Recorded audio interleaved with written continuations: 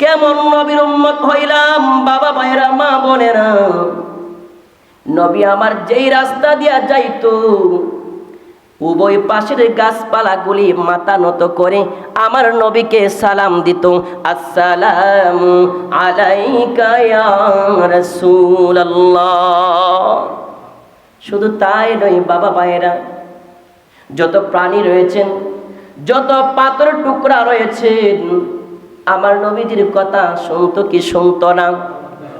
কতগুলো ইহুদিরা আমার নবীজির কাছে এসে ডাক দিয়া কই, পণ্ডিতরা, ও নবী, তুমি নবী দাবি করো, তুমি যদি সত্যিকার অর্থে নবী হইয়া থাকো, আমার হাতে কতগুলো পাথর আছে, ওই পাথরগুলি তুমি কলিমা পড়ে দাও, তবে আমরা বিশ্বাস করব তুমি একজন নবী। বলেন সুবহানাল্লাহ। আল্লাহর নবী ডাক দিয়া কই, যদি পাথরগুলি কলিমা পড়ে তোমরা মুসলমান হইবানি? তারা বলে হা, মুসলমান হইব। আল্লাহর নবী ডাক দিয়া কয়, পাথর দেরি করিস না, তাদেরকে কলিমা পড়ে তুই শোনায়া দে। সাথে সাথে পাথরগুলি জবান খুলে ডাক দিয়া কইলা ইলাহা ইল্লাল্লাহু মুহাম্মাদুর রাসূলুল্লাহ সাল্লাল্লাহু আলাইহি ওয়াসাল্লাম। নবী কি আমাদের মতন সাধারণ মানুষ? বন্ধুরা রে আমার, রহমতের নবী, মায়ার নবী, কেমন নবী! রমজান মাসে আল্লাহর নবীজি সফরে গেলেন অসংখ্য সাহাবে কেরামদেরকে নিয়ে। ওই জায়গার মধ্যে ইফতারের সময় হইল, সাহাবে কেরামগণ পানি মুখে নিয়ে চায়া দেখেন ওইখানের পানি এত লবণাক্ত পানি, যেই পানি পান করা সম্ভব নয়। সাহাবীরা ডাক দিয়া কই, ইয়া রাসূলুল্লাহ, ইয়া হাবিবাল্লাহ, নবী গো, পানি ভয়াবহ লবণাক্ত, এই পানি পান করা আমাদের দ্বারা সম্ভব নয়। আল্লাহর নবী, রহমতের নবী ডাক দিয়া কই, এক পেয়ালা পানি আমি রাসূলের দরবারে তোমরা নিয়ে আসো। আল্লাহর নবীজি ওই পেয়ালার মধ্যে থুতু মুবারক নিক্ষেপ করে দিলেন। বলেন সুবহানাল্লাহ। খোদা কি কসম, সাহাবীরা ডাক দিয়া কয়, ও এই পানিটা সাথে সাথে দুধের চাইতে সাদা, মধুর চাইতে মিষ্টি, মেশকি আম্র চাইতে আরো সুগন্ধি ঘ্রাণ বের হয়ে গেল। ওই পানিটুকু আমরা সমস্ত সাহাবে কেরামগণ পান করে আমাদের পিপাসা নিবারণ করেছি। বলেন সুবহানাল্লাহ। রাসূলুল্লাহ, রাসূলুল্লাহ, রাসূলুল্লাহ সাল্লাল্লাহু আলাইহি ওয়াসাল্লাম। আসসালাতু ওয়াসসালামু আলাইকা ইয়া শাফিউল মুজনাবিন। আসসালাতু ওয়াসসালামু আলাইকা ইয়া রাহমাতাল লিল আলামিন। আলহামদুলিল্লাহি রাব্বিল আলামিন, ওয়াসসালাতু ওয়াসসালামু আলা মান কানা নাবিয়্যান ওয়া আদম বাইনাল মাই ওয়াত-তিন। আউযু বিল্লাহি মিনাশ শাইতানির রাজীম। বিসমিল্লাহির রহমানির রহিম। ওয়ামা আরসালনাকা ইল্লা রাহমাতাল লিল আলামিন। সাদাকাল্লাহুল আযীম ওয়া সাদাকা রাসূলুহুন নাবিয়্যুল হাবিবুল কারীম। ইন্নাল্লাহা ওয়া মালাইকাতাহু ইউসাল্লুনা আলান নবী ইয়া আইয়ুহাল্লাযীনা আমানু সাল্লু আলাইহি ওয়া সাল্লিমু তাসলিমা। আল্লাহুম্মা সাল্লি سيدنا مولانا محمد وعلى آل سيدنا مولانا আল্লাহ তুমি তৌফিক দিও গুনাহ হইতে বাঁচিবার আমল করিতে দিও সুন্নতে নবীর মুস্তাফার আল্লাহুম্মা সাল্লিম سيدنا مولانا محمد وعلى آل سيدنا مولانا محمد وعلى آل سيدنا مولانا اللهم صل وسلم وبارك عليه الرحمة عالم نور مجسم সাহাবারা আতর বাড়াই নর নবীজির গাম সাহাবারা আতর বাড়াই নর নবীজির গাম বলুন রহমতে আলম নবী নূরে মুজাসসাম সাহাবারা আতর বাড়াই নর নবীজির গাম সাহাবারা আতর বাড়াই নর নবীজির গাম শোনো মুমিন জানো মানো আমর নবীজি যাহার প্রেমে চন্দ্র সূর্য তারকারাজি যাহার প্রেমে চন্দ্র সূর্য তারকারাজি শোনো মুমিন মানো প্রাণ আমর নবীজি যাহার প্রেমে চন্দ্র সূর্য তারকারাজি যাহার প্রেমে চন্দ্র সূর্য তারকারাজি বাবাজি আরো শুনবানি সুন্দর কাহিনী জান্নাতের ওই গেটে গেটে নূর নবীজির নাম জান্নাতের ওই রুমে রুমে নূর নবীজির নাম আহার রহমতে আলম নবী নূরে মুজাসসাম সাহাবারা আতর বানাই নূর নবীজির গাম সাহাবারা আতর বানাই নূর নবীজির ওস্তনে হান্নানা একদম খেজুর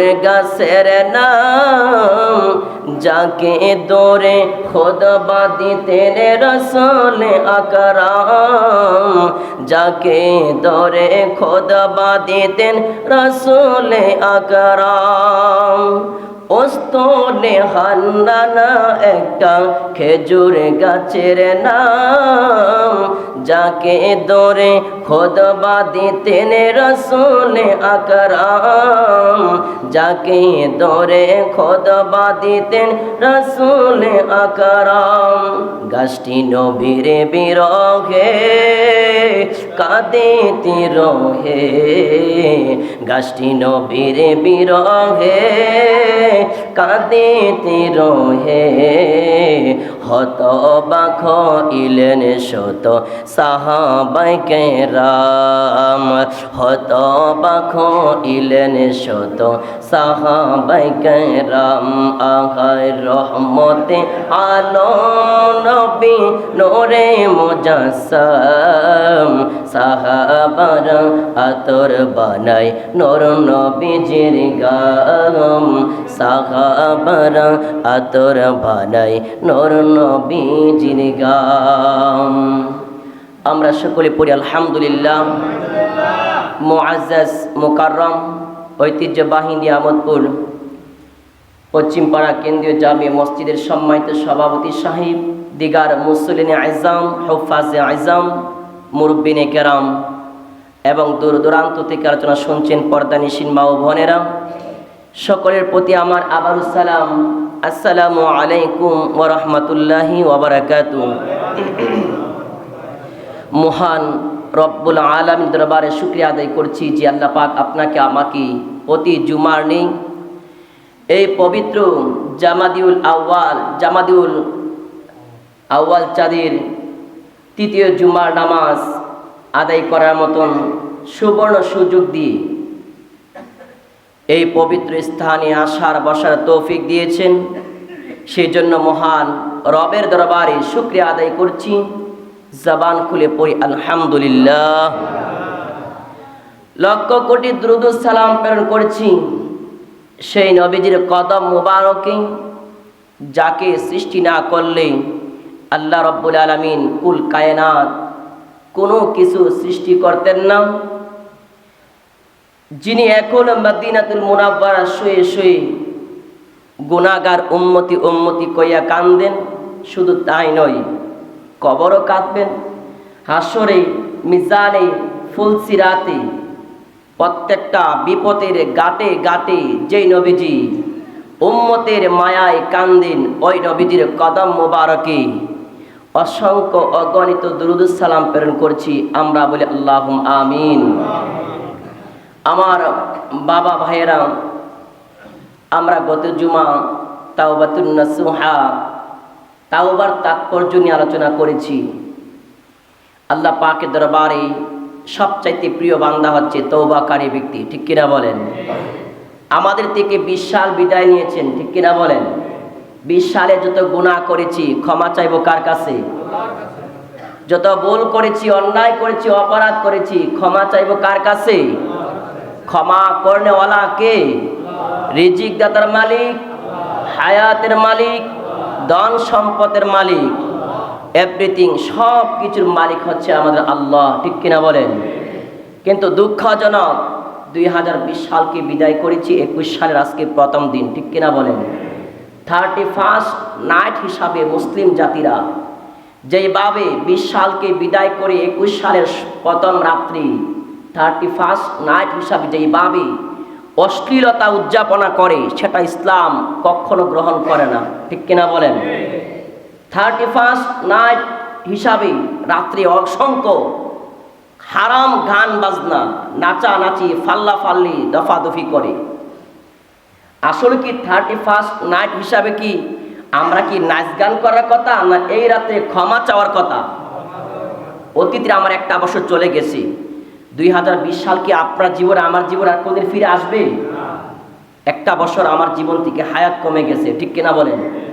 এখন কি রাত্রে কি নাচানাচি করব, না দুটা চোখের পানি ফালায়া আল্লাহর কাছে কাঁদবো? আল্লাহ, অসংখ্য বছর চলে গেছে, কত ভুল করেছি, কত বেয়াদবি করেছি, কত মানুষের হক নষ্ট করেছি, মার সাথে বাবার সাথে কত বেয়াদবি করেছি। আল্লাহ, দুটা চোখের পানি ফালাইয়া কান্নাকাটি করার রাত হচ্ছে 31st নাইটের রাত, ঠিক কিনা বলেন? আরেকটা হচ্ছে একটা বছর অতিক্রম করেছি, আরেকটা বছর শুরুতে পা রেখেছি। আল্লাহ, সামনে আরেকটি বছরের প্রথমেই পা রেখেছি। দীর্ঘ একটি বছর অন্যায় অশ্লীল জুলুম করেছি। এই সামনে যত বছর তুমি হায়াতে বরকত দান করবা, এই বাকি জীবনটা তুমি তোমার হাবিবের সুন্নত অনুযায়ী আমাকে কবুল করো। দুটা চোখের পানি ফালায়া এই দোয়া করা আমাদের উচিত, ঠিক কিনা বলেন? এই সমস্ত দোয়া দুরুস্ত না করে আমরা কি করি? শহরের প্রত্যেকটা আনাচে কানাচে যুবক যুবতীরা 31st নাইট উদযাপন করতে গিয়ে কত অশ্লীলতা করে, হারাম অসংখ্য কাজকর্ম করে, যেই জন্য এই গজবের কারণে আল্লাহ আমাদেরকে করোনা মহামারী দিতেছেন, ঠিক কিনা বলেন? এই সমস্ত অশ্লীলতার কারণে আসছেন করোনা মহামারী, আরো দুর্যোগ আসছেন। এই সমস্ত শরীয়ত গর্হিত কাজ যদি আমরা ছেড়ে দেই, খুদা কি কসম, আমার জীবনে, আপনার জীবনে ওই সোনালী যুগের মতন আবারও শান্তি ফিরে আসবেন। বলেন আল্লাহুম্মা আমিন। আমার ভাই বাবারা, আজকে আমি নিজের থেকে একটি বিষয় বেছে নিয়েছি, আমি আমার রাসূলের শান নিয়ে আলোচনা করব। বলেন আল্লাহুম্মা আমিন। আল্লাহ নিজেই ফরমান, ওয়ামা আরসালনাকা ইল্লা রাহমাতাল লিল আলামিন। আল্লাহ ডাক দিয়ে কয়, বন্ধু আমি আল্লাহ হচ্ছি রব। কত দূর পর্যন্ত আমি রব, আমার সৃষ্টির কোনো কোল কিনারা নাই, অসীম আমার সৃষ্টি জগৎ। সমস্ত সৃষ্টির জন্য আমি আল্লাহ রব, লালন কর্তা, পালন কর্তা, হায়াত দাতা, রিজিক দাতা, গুনাহ মাফ করনেওয়ালা, সন্তান দেনেওয়ালা, ইজ্জত দেনেওয়ালা, সম্মান দেনেওয়ালা, মহারাজত্বের মালিক, বাদশার বাদশাহ, ডাক্তার ডাক্তার। আমি আল্লাহর উপরে কেউ নাই, আমি আল্লাহ গোটা সৃষ্টি জগতের জন্য হচ্ছি রব্বুল আলামিন। বন্ধু আমি যেমন রব, তেমন যত সৃষ্টি জগতের জন্য আমি আল্লাহ রব, তত সৃষ্টি জগতের জন্য আমি আল্লাহ আপনাকে রহমত হিসাবে প্রেরণ করেছি। আপনি হচ্ছেন রহমাতাল লিল আলামিন। আমি আল্লাহ হচ্ছি আর রহমান, আর আপনি হচ্ছেন আর রউফুর রহিম। বলেন সুবহানাল্লাহ। যেখানে রব সেখানে আমার রসুল, ঠিক কিনা বলেন? যেখানে রব নাই সেখানে রহমতের নবী নাই। যেই জায়গার মধ্যে রব আছে সেই জায়গার মধ্যেই রহমতের নবী আছেন। বলেন সুবহানাল্লাহ। কেমন নবী? দুনিয়ার বুকে আগমন করার সাথে সাথে সিরিয়ার প্রাসাদের মধ্যে অসংখ্য বড় বড় মূর্তি ছিল, ভাস্কর্য ছিল, মূর্তি ছিল। ওই মূর্তিগুলো সাথে সাথে সেজদায় পড়ে টুকরো বিটুকরো হয়ে গেছে। বলেন সুবহানাল্লাহ। মূর্তিগুলি আমার রাসূল দুনিয়াতে আসার সাথে সাথে সেজদায় পড়ে যায়। বলেন সুবহানাল্লাহ। মূর্তি কাকে বলে? যেইগুলিকে ইবাদত করা হয়, উপাসনা করা হয়, সেটার নাম হচ্ছে কি? মূর্তি। আর যেটাকে ইবাদত বন্দি করা হয় না সেটা হচ্ছে কি? ভাস্কর্য। ইহুদি খ্রিস্টানরা, নাস্তিক, মুরতাদরা এই মূর্তির নামটা ওই কৌশলে ভাস্কর্য লিখেছেন। বলেন নাউজুবিল্লাহ। মূর্তি আর ভাস্কর্যের মধ্যে কোনো তফাৎ নাই। মূর্তি তৈরি করা হয় মাটি দিয়া, ভাস্কর্য তৈরি হয় সিমেন্ট দিয়া, মূর্তি তৈরি হয় রড দিয়া, বাঁশ দিয়া, আর ভাস্কর্য তৈরি হয় রড দিয়া। মূর্তির পিছনে টিয়া দিয়ে বাঁশ দিয়া, আর ভাস্কর্যের পিছনে টিয়া দিয়ে রড দিয়া। সুতরাং আমরা আমাদের বাপ দাদার পিছনে রড দিয়া টিয়া দিতে চাই না, ঠিক কিনা বলেন? আমার বাপ দাদা আনা মিনাল মুসলিমিন, মুসলমান। আমার বাপ দাদা কবরের মধ্যে সুখে থাকবি, শান্তিতে থাকবি। বাঁশ দিয়া রড দিয়া ঠেকা দেওয়া আমার রসুল আসে নাই। আমার রসুল আসার সাথে সাথে সমস্ত ঠিয়া মিয়া যা আছে, মূর্তি, লাত, উজ্জার, সমস্ত মূর্তিগুলি ভেঙ্গে জমিনের মধ্যে সেজদায় পড়ে আমার রসুলের উম্মত হয়ে গেছেন। বলেন সুবহানাল্লাহ। কেমন নবী ডাক দিয়ে কই, প্রত্যেকটা মানুষের লগে একটা করে শয়তান আছে। আমি নবীর সাথেও একটা করে শয়তান আছে। আমার সাথে যে শয়তানরা আছে, ওই শয়তানরা আমার দুশমনি করবে তো দূরের কথা, ওই শয়তানরা আমি রসুলের উপরে ঈমান এনে সে আমার গোলাম হয়ে গেছে। এটা কি সাধারণ নবী? নবী আমার কেমন নবী? যদি কোনো পাথরের মধ্যে পা মুবারক রাখতেন, সাথে সাথে ওই পাথরটা তুলার মতো নরম হয়ে যাইতো। ওই পাথরের মধ্যে আমার নবীজির কদম মুবারকের পিকচারগুলি, পা মুবারকের টাকচারগুলি থাকতো। বলেন সুবহানাল্লাহ। কেমন নবীর উম্মত হইলাম বাবা ভাইরা, মা বোনেরা। নবী আমার যেই রাস্তা দিয়া যাইতো, উভয় পাশের গাছপালাগুলি মাথা নত করে আমার নবীকে সালাম দিত, আসসালামু আলাইকা ইয়া রাসূলুল্লাহ। শুধু তাই নয় বাবা ভাইয়েরা, যত প্রাণী রয়েছেন, যত পাথর টুকরা রয়েছেন, আমার নবীজির কথা শুনতো কি শুনতো না? কতগুলো ইহুদিরা আমার নবীজির কাছে এসে ডাক দিয়া কই, পণ্ডিতরা, ও নবী, তুমি নবী দাবি করো, তুমি যদি সত্যিকার অর্থে নবী হয়ে থাকো, আমার হাতে কতগুলো পাথর আছে, ওই পাথরগুলি তুমি কলিমা পড়ে দাও, তবে আমরা বিশ্বাস করব তুমি একজন নবী। বলেন সুবহানাল্লাহ। আল্লাহর নবী ডাক দিয়া কই, যদি পাথরগুলি কলিমা পড়ে তোমরা মুসলমান হইবানি? তারা বলে, হ্যাঁ মুসলমান হইব। আল্লাহর নবী ডাক দিয়া কয়, পাথর, দেরি করিস না, তাদেরকে কলিমা পড়ে তুই শোনায়া দে। সাথে সাথে পাথরগুলি জবান খুলে ডাক দিয়া কইলা, ইলাহা ইল্লাল্লাহু মুহাম্মাদুর রাসূলুল্লাহ সাল্লাল্লাহু আলাইহি ওয়াসাল্লাম। নবী কি আমাদের মতন সাধারণ মানুষ? বন্ধুরা রে আমার, রহমতের নবী, মায়ার নবী, কেমন নবী! রমজান মাসে আল্লাহর নবীজি সফরে গেলেন অসংখ্য সাহাবে কেরামদেরকে নিয়ে। ওই জায়গার মধ্যে ইফতারের সময় হইল, সাহাবে কেরামগণ পানি মুখে নিয়ে চায়া দেখেন ওইখানের পানি এত লবণাক্ত পানি, যেই পানি পান করা সম্ভব নয়।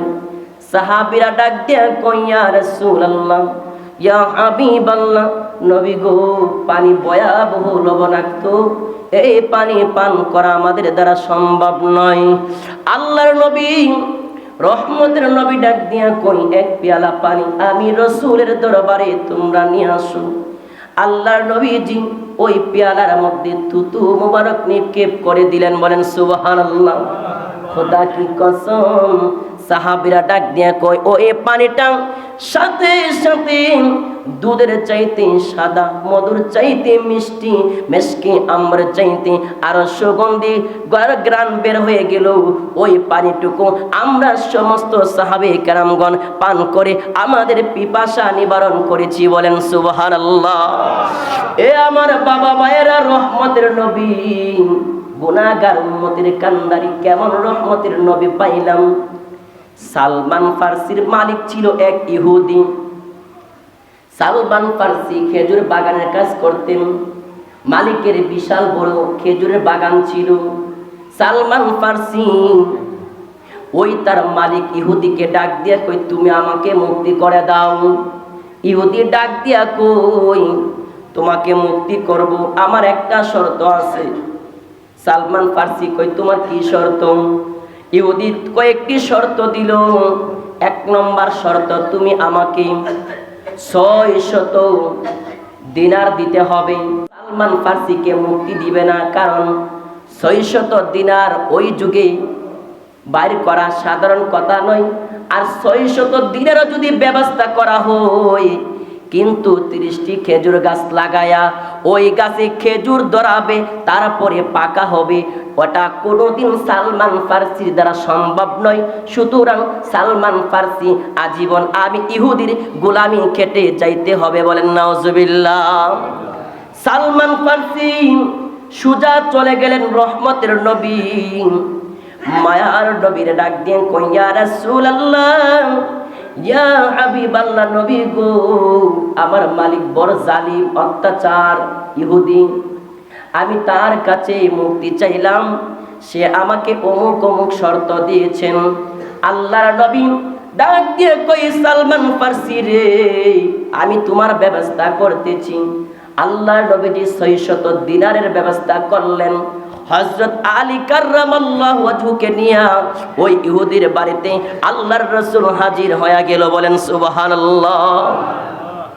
ইহুদি কত বড় বাটপার! ইহুদি একটা থলের মধ্যে অসংখ্য খেজুর আলী আগুন দিয়া পুড়ে আংরা করে আল্লাহর রাসূলের হাত মুবারকে দিলেন। বলেন সুবহানাল্লাহ। ইহুদি ডাক দিয়া কই, এই খেজুরের আলী থেকে আপনি রোপণ করবেন, খেজুর গাছ হবে, খেজুর ধরবে, তারপরে আমি মুক্ত দিব। কোন সুবহানাল্লাহ। আল্লাহর নবী খেজুরের দানাগুলি হাতে নিয়ে চায়া দেখে এটি খেজুরের দানা নয়, এটি হচ্ছে জ্বলন্ত অগ্নি, পুড়ে ছাই ছাই করে খেজুরের দানা দিয়েছেন। আল্লাহর নবী ডাক দিয়া কই, আলী তুমি এক একটা গর্ত করবা, প্রত্যেকটা গর্তের মধ্যে আমি একটা করে বিচি দিব। সালমান ফার্সিরে ডাক দিয়া কই, তুমি প্রত্যেকটা গর্তের মধ্যে তুমি পানি দিবা। বলেন সুবহানাল্লাহ। এই অগ্নি খেজুরের বিচি দ্বারা রোপণ করে গাছ তৈরি করা আমার রাসূলের দ্বারা সম্ভব কি সম্ভব না? দেখেন এই খেজুর গাছের নাম হচ্ছে আজওয়া খেজুর। এই আজওয়া খেজুর সবচাইতে দামি। আর এটা দামি হওয়ার কারণ হচ্ছে এটা, এই খেজুর গাছটা আমার রাসূল সাল্লাল্লাহু আলাইহি ওয়াসাল্লাম নিজ হাত মুবারকে লাগিয়েছেন। এই জন্য এই খেজুর গাছের খেজুরের অনেক দাম। শুধু দাম না, এই খেজুরটার এত তাৎপর্য, বরকত। আপনি জুন রোগ, ক্যান্সার রোগ, হৃদয় রোগ, যত রোগ বলেন সমস্ত রোগের ওষুধ হচ্ছে আজওয়া খেজুর। বলেন সুবহানাল্লাহ। আল্লাহর নবী ডাক দিয়া কই, সালমান আমি বীজ রোপণ করব, আলী গর্ত করবে, তুমি পানি দিবা। কিন্তু একটা শর্ত আছে সালমান ফার্সি রে, যতক্ষণ পর্যন্ত বাগানের শেষ মাথা পর্যন্ত না যাব, ততক্ষণ পর্যন্ত তুমি পিছনের দিকে ফিরে তাকাইবা না। এবার খেজুরের বিচি লাগানো শেষ হইল।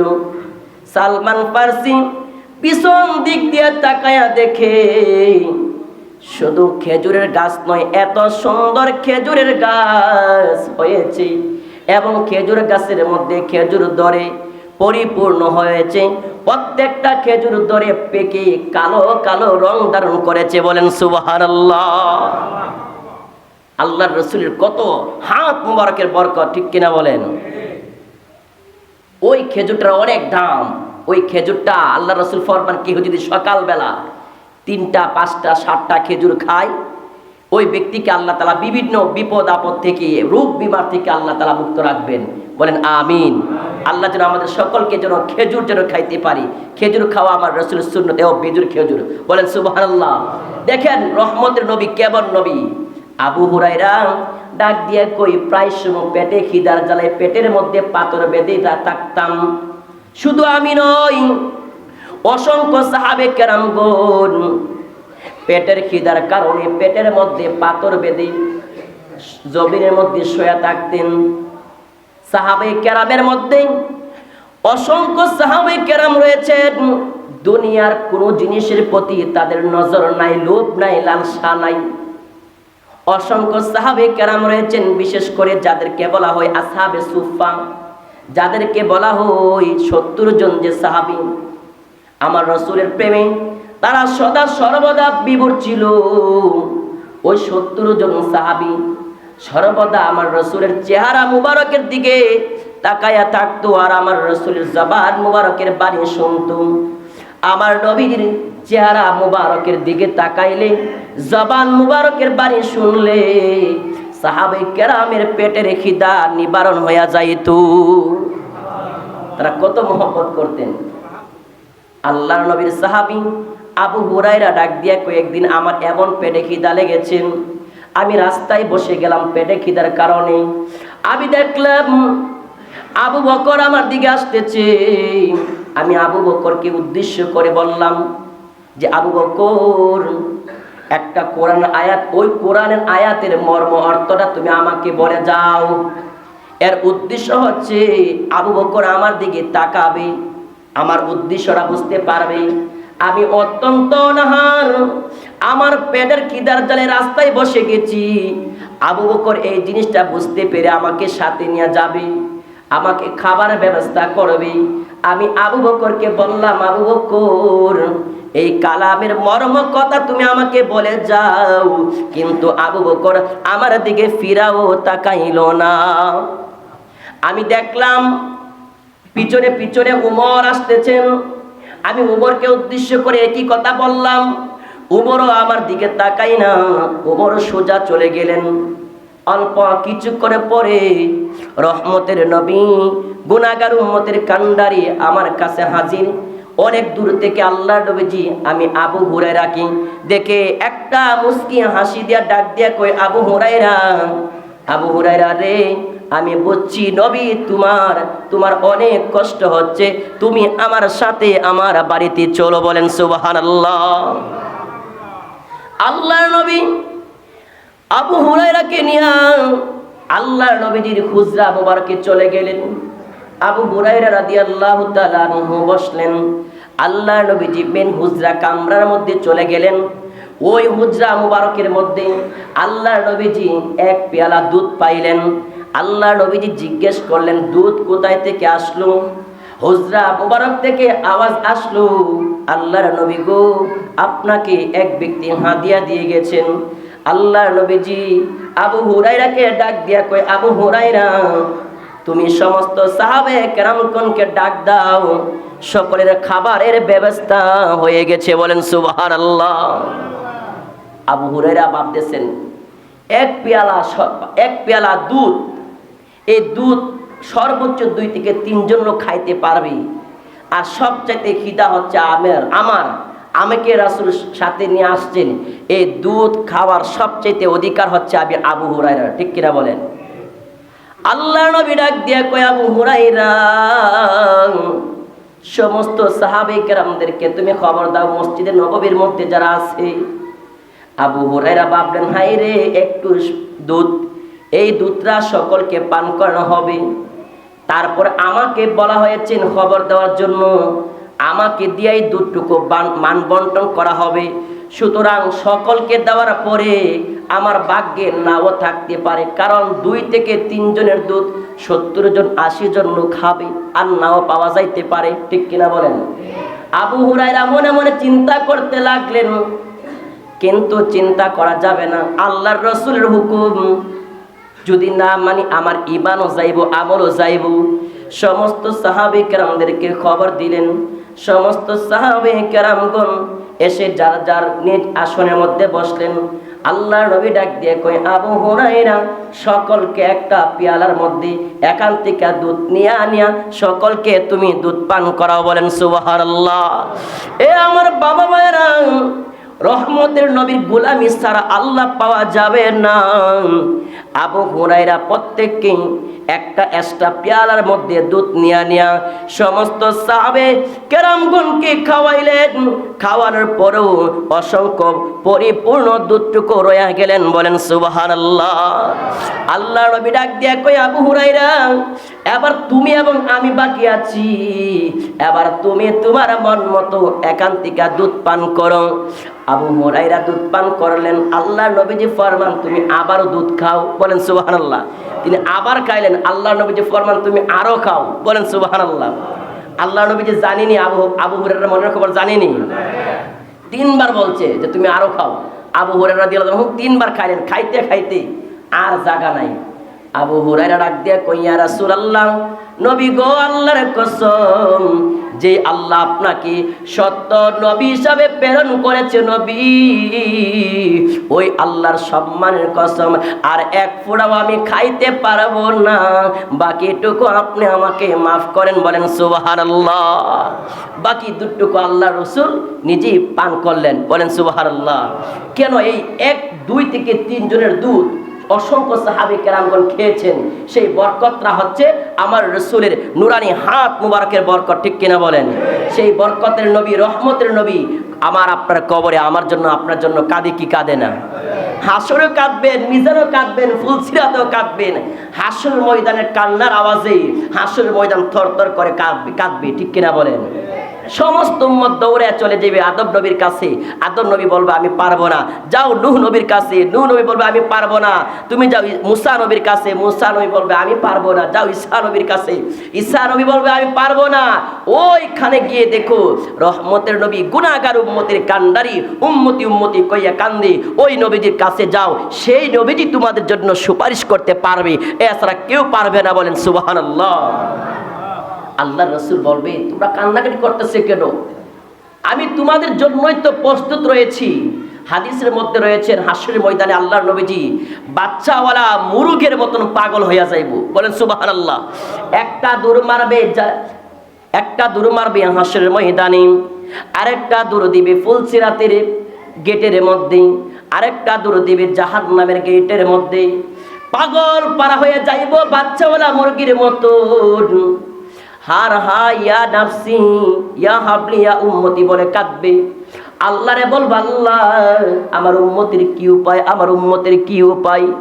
এইভাবে আল্লাহর রাসূল বাচ্চাওয়ালা মুরগের মতন একটা দৌড় দিবে হাসরের ময়দানে, আরেকটা জাহান্নামের গেইটে, আরেকটা 30,000 পুলসিরাতের গেইটে। এইভাবে গুনাহগার উম্মতের জন্য পাগল পারা হইয়া দৌড়াইতে থাকবে। আল্লাহ ডাক দিয়া বলবেন, নবী আপনি কাঁদবেন না, আপনি যাকে খুশি তাকে নিয়ে আপনি জান্নাতে চলে যান। বলেন সুবহানাল্লাহ। আল্লাহ নবী দেখবেন অর্ধেক উম্মত জান্নাতি গেছে, আর অর্ধেক বাকি আছে। আল্লাহর নবীজি সেজদার মধ্যে পইরা কানবে। আল্লাহর নবী সেজদাত পইরা এমন ভাবে কান্না আরম্ভ করবেন, আল্লাহর রহমতের আরশ থরথর কইরা আবার কাঁপবো। আল্লাহ ডাক দিয়া বলবেন, বন্ধু আপনি আবার কেন কান্দেন? আল্লাহর নবী ডাক দিয়া বলবেন, আল্লাহ গো আমার অসংখ্য উম্মত এখনো জাহান্নামের মধ্যে রয়েছে, তুমি আমার উম্মতকে মাফ করে দাও। আল্লাহ বলবেন, যাও বন্ধু আপনি জাহান্নামে চলে যান। আপনি জাহান্নামে গিয়া যার মধ্যে একটা সিঁড়ি পরিমাণ ঈমান পাবেন তাকে নিয়ে জান্নাতে চলে যাবেন। বলেন সুবহানাল্লাহ। সর্বোপরি তারপরে দেখবেন 1/3 লোক আরো জাহান্নামী, 1/2 লোক আরো জাহান্নামী, 1 অংশ লোক জাহান্নামী। একটা অনুপরিমাণ ঈমান যার আছে ওই ব্যক্তিটাও জাহান্নামে থাকবে। বলেন নাউজুবিল্লাহ। আমার নবী এমন অবস্থায়ও সাজদায় পড়ে কানবেন। আল্লাহ সর্বোপরি ডাক দিয়া বলবেন, বন্ধু এতগুলো আপনার উম্মত মাফ করলাম, তারপর আপনি শান্ত হইলেন না। নবী গো আপনি আর কাঁদবেন না, আপনি কি চান? আমার নবী দুটা চোখের পানি পালাইয়া কাঁদবে আর বলবে, আল্লাহ আমার এখনো অসংখ্য উম্মত জাহান্নামে রয়েছে, তুমি কহ্হার থেকে রহমান হয়ে যাও, আমার উম্মতকে মাফ করে দাও। আল্লাহর সাথে সাথে বলবে, বন্ধু আমি আল্লাহ আপনার কথা না মেনে পারলাম না। আপনার যত উম্মত রয়েছে যার অন্তরে আপনার নবীর ভালোবাসা অনুপরিমাণ রয়েছে, ওই অনুপরিমাণ প্রেমিককে আপনি ধরে ধরে জাহান্নাম থেকে জান্নাতে নিয়ে যান। বলেন সুবহানাল্লাহ। এই নবী দরকার আছে কিনা বলেন? কেমন নবী? রহমতের নবী। মক্কা ছেড়ে মদিনা যাই ইসলামের জন্য, গুনাহগার উম্মতের জন্য, ইসলাম প্রতিষ্ঠা করার জন্য। হিজরতের সাথী আবু বকরকে নিয়ে মদিনা মুনাফফারা রওনা করলেন। পথের মধ্যে গারে সুর একটা গর্তের মধ্যে অবস্থান করলেন। দেখেন নবীর পাগল পশু পাখিরাও এই নবীর পাগল, ঠিক কিনা বলেন? বিষাক্ত সাপও এই নবীর পাগল।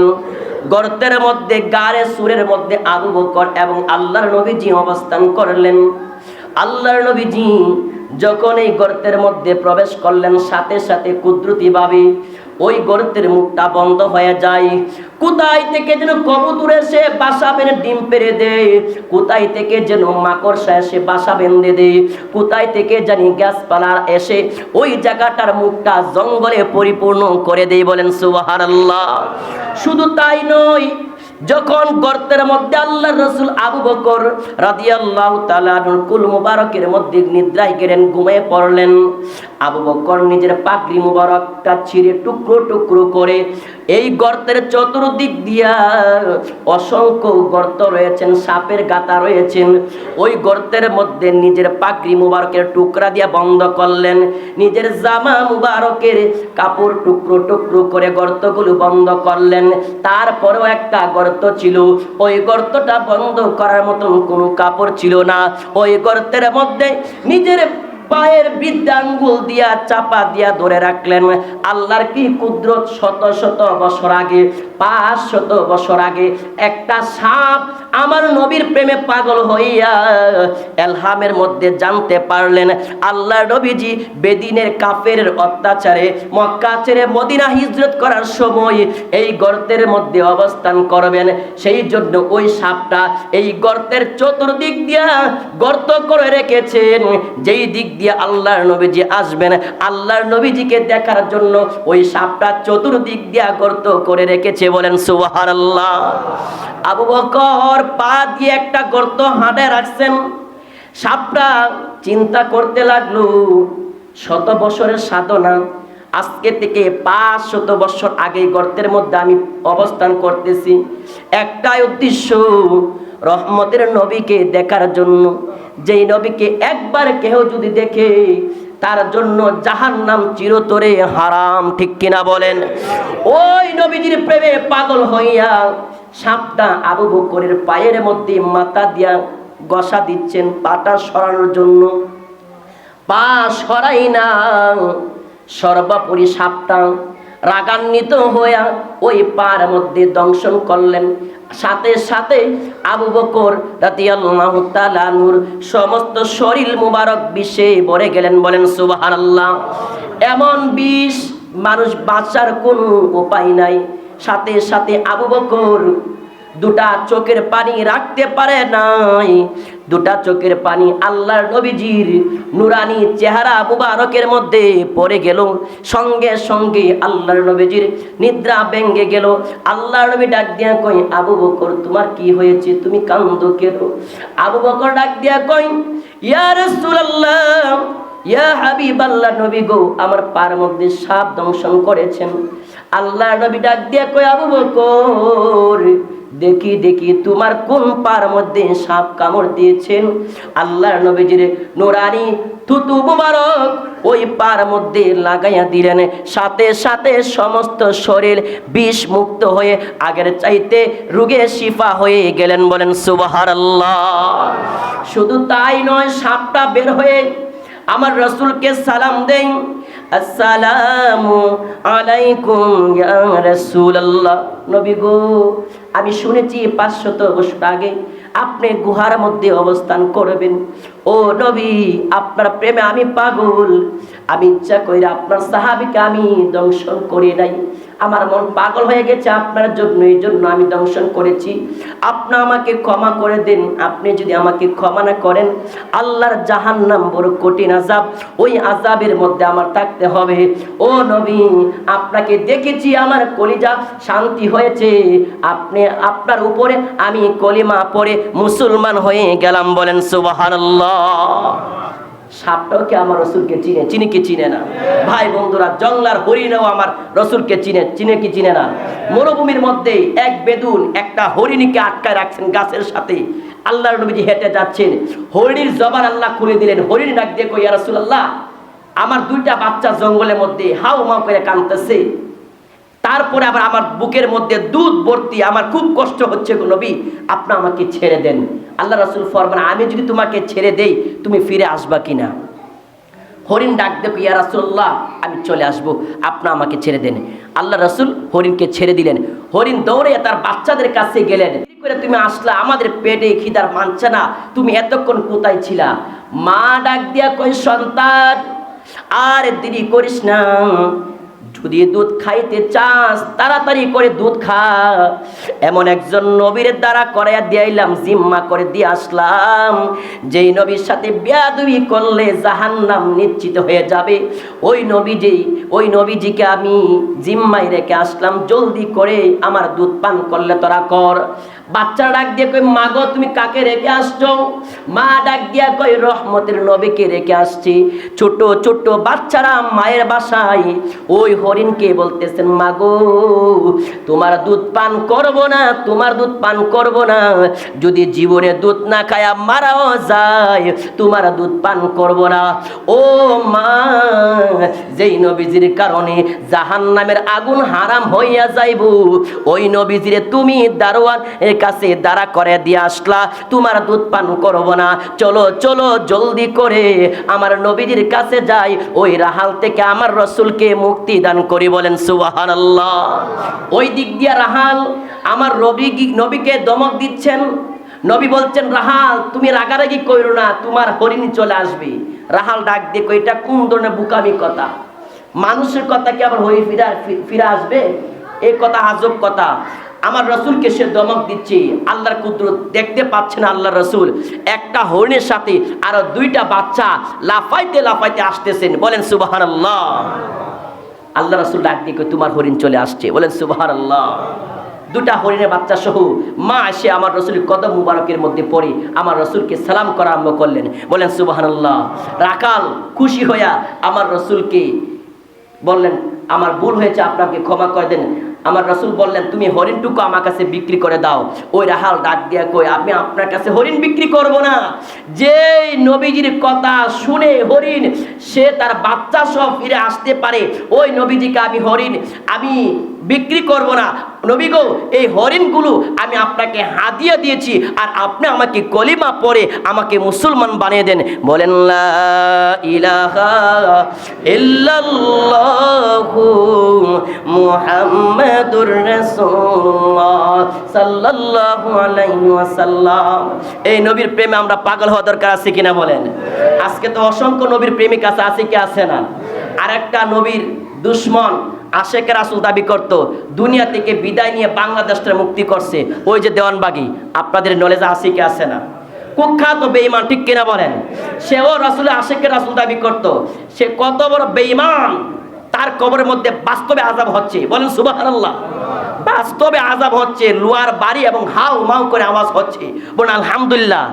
তার মতন আশেকে রাসূল, অর্থাৎ সে দুশমনে রাসূল, এরকম উম্মত আমার রাসূলের দরকার না, ঠিক কিনা বলেন? এ দুশমনে রাসূল বলেছেন আমার রাসূল নাকি তা ডাস্টবিনের মধ্যে পড়ে রয়েছেন, সে আমার রাসূলকে পা দিয়া টাইনা তুললা আমার রাসূলকে বাঁচাইছেন। বলেন নাউজুবিল্লাহ। আল্লাহ নাকি তার উত্তর দেয় না, সে আল্লাহকে ধমক দিয়েছেন। বলেন নাউজুবিল্লাহ। সে তার মেয়ে এবং তার স্ত্রী আল্লাহর সাথে দ্বিধা হয়েছেন। বলেন নাউজুবিল্লাহ। খাতুনে জান্নাত বলে তার মেয়ের তার স্ত্রী। বলেন নাউজুবিল্লাহ। এই সমস্ত কুখ্যাত বেঈমানগুলি কে এই দেশ থেকে বিতাড়িত করা দরকার, ঠিক কিনা বলেন? তাদের জানাজা এই দেশে করা দরকার না, ঠিক কিনা বলেন? আরো কতগুলো আইনের লোক আছে বেআইনি কথা বলে, আমরা আলেমরা কথা বললে আমাদের বলে হাত ভেঙে দিবে, বলে কি বলে না? আরো বেশি বেশি করলে বলে আমাদেরকে জেল হাঁটাইবো। আইনের লোকেরা এই সমস্ত কথা বলে। বলেন নাউজুবিল্লাহ। কতগুলো মূর্খ আইনের লোক রয়েছেন, বলে যে মৌলবীরা কোনো কিছু পারে না, মৌলবীরা শুধু মানসে ভাত খায়, মৌলবী দিয়ে আমার বাবার জানাজা করব না, আমার বাবার জানাজার নামাজ আমি নিজেই করব। বলেন নাউজুবিল্লাহ। আচ্ছা, একজন পুলিশ অফিসার কুষ্টিয়ার, সে যদি এই কথা বলে, তার দাড়ি নাই, টুপি নাই, জুব্বা নাই, তার চাকরি হারামের চাকরি, সারা জীবন ঘুষ খায়, সে ইমামতি করলে তার বাপের জানাজা হইব? আচ্ছা মানলাম, সে তার বাপের জানাজা করলো, তার জানাজা কে করবে? তার বাপের জানাজা কে করলো, কিন্তু তার জানাজা কে করবে? সুতরাং এই দেশের মধ্যে উলামায়ে কেরামের বিরোধী করে বামপন্থী রামপন্থীদের জায়গা হবে না, ঠিক কিনা বলেন? মুসলমানদের গুরু, মুসলমানদের সবচেয়ে সম্মানিত ব্যক্তি হচ্ছে উলামায়ে কেরামগণ, ঠিক কিনা বলেন? এর মধ্যে উলামায়ে কেরামগণ ভালো থাকবে মন্দ থাকবে, সবার মধ্যে আছে কি আছে না? সুতরাং আল উলামা ও রাসূল আম্বিয়া, উলামায়ে কেরামগণ রাসূলের উত্তরসূরি। যারা উলামায়ে কেরামের বিরোধী করে তারা কখনো মুসলিম নয়। আল্লাহ যেন আমাদের সকলকে যেন আমার রাসূলের গোলাম হিসাবে কবুল করেন। বলেন আমিন। রাসূলের অন্তর মহব্বত যার অন্তরের মধ্যে নাই, সে কখনো মুমিন নয়, তার নামই হচ্ছে মুনাফিক, ঠিক কিনা বলেন? আল্লাহ যেন আমাদেরকে কবুল করেন। বলেন আমিন। ওয়া আখির দাওয়ানা আলহামদুলিল্লাহি রাব্বিল আলামিন। আসসালামু আলাইকুম ওয়া রাহমাতুল্লাহি ওয়া বারাকাতুহু।